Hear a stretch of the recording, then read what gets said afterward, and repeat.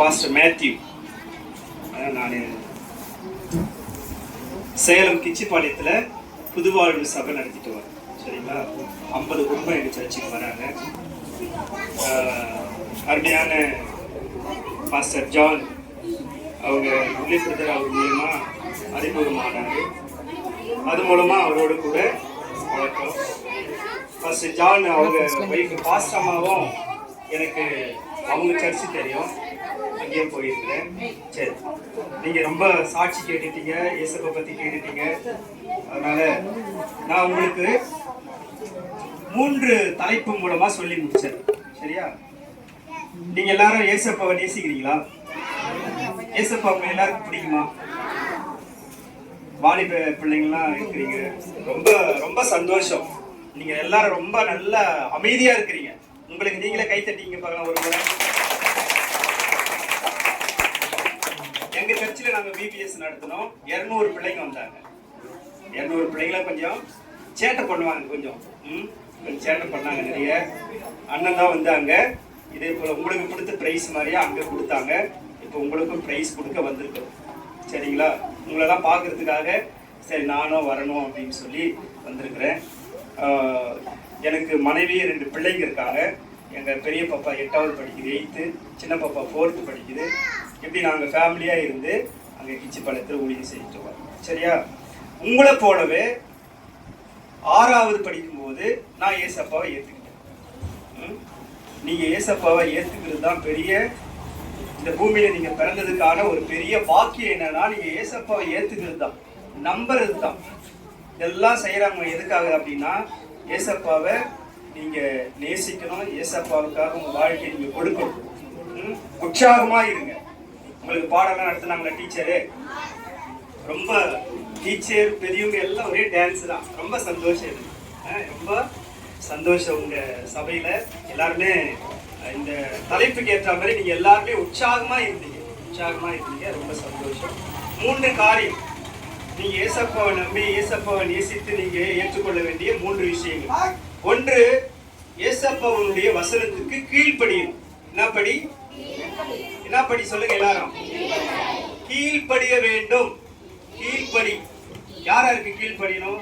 முதல்ல ஆண்டவருக்கு கீழ்ப்படியும், அப்புறம் அப்பா அம்மாவுக்கு கீழ்ப்படியும், ஆசிரியருக்கு கீழ்ப்படியும், அப்புறம் பெரியோர்களுக்கு கீழ்ப்படியும். விளங்குதுங்களா? கீழ்ப்படியும்.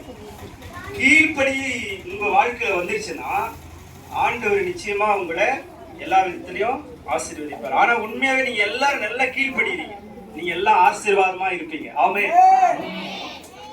உங்க சபையை ஆண்டவர் ஆசீர்வதிப்பார். நீங்க எல்லாம் உங்க சபைக்கு ஆசீர்வாதமா இருப்பீர்கள். ஆமென். ஆசீர்வாதமா இருப்பீர்கள். 2வது, முதல்ல கீழ்ப்படி. 2வது வாழப்படி. வாழப்படி அப்படின்னாக்கா, கீழ்ப்படினா ஆண்டவருடைய வார்த்தைக்கும் பெரியவர்களுடைய வார்த்தைக்கும் பெற்றோருடைய வார்த்தைக்கும் நாம அடங்கி கீழ்ப்படித்து நடக்கும்போது அது நமக்கு ஆசீர்வாதம். வாழப்படி அப்படின்னா, நம்ம வாழ்க்கையில நமக்கு வருகிற போராட்டங்கள், எதிர்ப்புகள், பிரச்சனைகள், சோதனைகள், கஷ்டங்கள், அவமானங்கள், எப்படிப்பட்ட நேரத்தில எல்லாம் நாம வாழ்வதற்கு நம்ம என்ன பண்ணணும்? படிக்கணும், வாழ கற்றுக்கொள்ளணும். இயேசு கிறிஸ்து கிட்ட இருந்தா வாழ கற்றுக்கொள்ளணும். இவங்க 2 பேரை நீங்க பாக்குறீங்களே, நாம நல்லா நடக்கிறோம் இல்ல, இயல்பா நம்ம வேலையில நாமளே செஞ்சுக்கிறோம். நம்மளால செய்ய முடியாத இவங்க 2 பேர் செய்யறாங்க. ஒரு கை தட்டுங்க பார்க்கலாம். யோசிச்சு பாருங்க. எல்லாம் எல்லா வேலையும் செய்ய முடிஞ்ச நாமளே என்ன பண்றோம்? இதை செய்ய எனக்கு கஷ்டமா இருக்கு, இப்படி செய்ய கஷ்டமா இருக்கு, நான் இப்படி செய்ய மாட்டேன், அதெல்லாம் எனக்கு கஷ்டம், அதெல்லாம் எனக்கு தேவையில்லாத வேலை அப்படின்னு இல்லை. பாருங்க, இவங்களை ஆண்டவர் அதுக்காகவே தெரிந்து கொண்டு அதுக்காகவே இவங்க ஊழியம் செஞ்சுட்டு இருக்கிறாங்க. அண்ணன் அலெக்ஸ் அண்ணன் வந்து ஃபெய்த் ரிவைவல் மினிஸ்ட்ரின்னு சொல்லி ஒரு பெயர் வச்சு சுவிசேஷ ஊழியத்தை 2 பேருமே சேர்ந்து செஞ்சிட்டு இருக்கிறாங்க.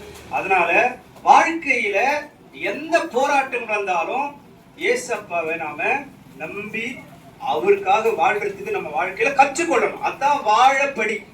கீழ்ப்படி, வாழப்படி. 3வது உயர்படி. ஆமென். உயர்படி. நீங்க கீழ்ப்படுத்தீங்கன்னா, வாழ படிச்சிட்டீங்கன்னா, அடுத்தது உங்களுக்கு உயர்படி தான். இப்ப நீங்க மாடி வீட்டுல இருக்கிறீங்க, மாடி வீட்டுக்கு போனோம். முதல் படி என்ன படி ஏறணும்? யாரா அது? கை தட்டுறவனுங்க. முதல்ல என்ன படி ஏறணும்? கீழ்படி ஏற.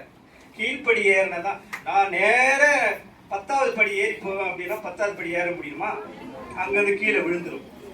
முதல் படி ஏறணும். அப்புறம் வாழ வாழ நாம வாழப்படியை கற்றுக்கொள்ளணும். எப்படி ஏறணும்னு கற்றுக்கொள்ளணும், எப்படி வாழணும்னு கற்றுக்கொள்ளணும். தோத்து போயிடக்கூடாது. தோற்று போனாலும் வாழ கற்றுக்கொள்ளணும். நீங்க படிக்கிறீங்க, ஒரு வேலை உங்க குடும்பத்துல சில பிரச்சனைகள் இருக்கலாம், படிப்புல உங்களுக்கு குறை இருக்கலாம், உங்களுக்கு இது குறை அது குறை. நிறைய பேர் சொல்லுவாங்கல்ல, கண்ணாடி முன்னாடி நின்று போயிட்டு எனக்கு மூக்கு குறை, எனக்கு கண்ணு குறை, எனக்கு காது குறை, எனக்கு தலையில முடி குறை, இல்ல அது குறை இது குறைன்னு நான் எதுக்கு மற்றவங்களை ஒப்பிட்டு நம்ம பார்த்துட்டே இருப்போம். அப்படி கிடையாது. நமக்கு ஏசப்பா கொடுத்திருக்கிற உருவமும் நமக்கு ஏசப்பா கொடுத்திருக்கிற வாழ்க்கையும் இதுதான். நம்ம வாழ்க்கையை நாம வாழணும்.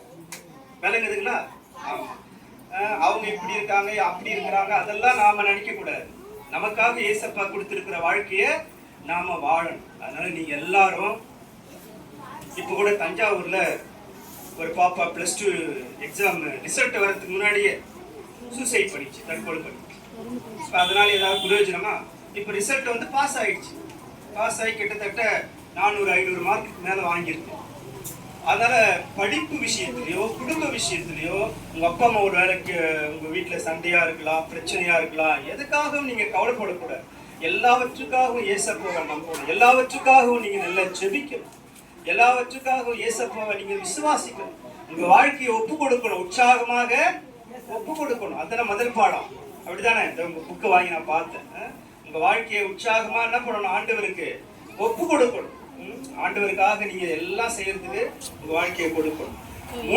கடைசியா உயர்படி. இப்படி இந்த 2 படியில நீங்க கடந்து போகும்போது நிச்சயமா ஏசப்பா உங்களை உயர்த்துவா. சரிங்களா? அதனால ஏசப்பாவை நேசிங்க, ஏசப்பாவை நம்புங்க, ஏசப்பாவை ஏற்றுக்கொள்ளுங்க. ஏற்றுக்கொண்டு நீங்க ஆசீர்வாதமா வாழுங்க. வாரந்தோறும் இங்க சர்ச்சை நடக்குதுல, வாரந்தோறும் நீங்க சர்ச்சுக்கு வரணும். நீங்க இருக்கிற இடத்துல வந்து இவங்க சண்டே கிளாஸ் எடுத்தா கூட வாரந்தோறும் நீங்க சர்ச்சுக்கு இங்க வரணும். வீட்டுல டெய்லி ஜெபம் பண்ணணும்.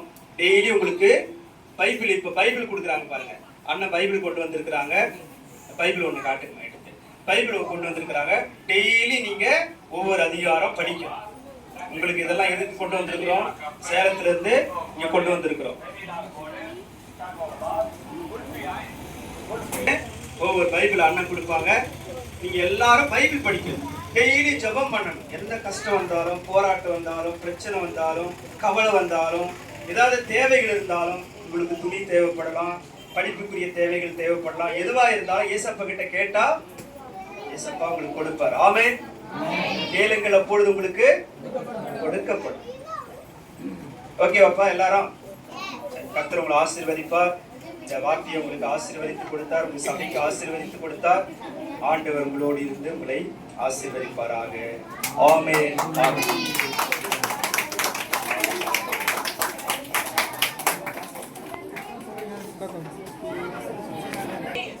என்ன பண்ணாங்க? அக்கா முன்னாடி வந்துட்டாங்க, கை கட்டலாம்ல.